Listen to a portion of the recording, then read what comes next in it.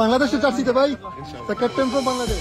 দেশের ফুটবলে এখন আলোচিত নাম হামজা দেওয়ান চৌধুরী। লাল সবুজের জার্সি গায়ে একদিন লেস্টার সিটির এই ফুটবলার মাঠ মাতাবেন এমন স্বপ্ন দেখে দেশের ফুটবল ভক্তরা। হামজাকে নিয়ে বেশ পজিটিভ ছিল বাংলাদেশ ফুটবল ফেডারেশনও। তাকে জাতীয় ফুটবল দলের হয়ে খেলাতে চলতি বছরের শুরু থেকেই কাজ শুরু করে বাফুফে।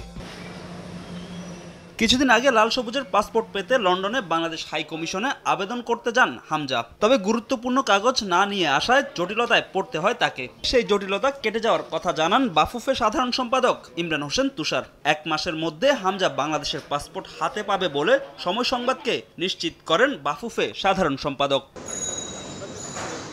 তবে এবার ভিন্ন কথা বলছেন বাফুফে সভাপতি কাজী সালাউদ্দিন। বাংলাদেশের ওই খেলতে বাফুফের কাছে এখনো আগ্রহ প্রকাশ করেনি Hamza Chowdhury. Hamza has never expressed to me he wants to play. This is just a myth newspaper and television has done. Let him come and say he wants to play. কি করতে হবে করে দিব সব দিকে। Hamza Chaudhary has never written a letter to us that he wants to play. His club has not given a clearance.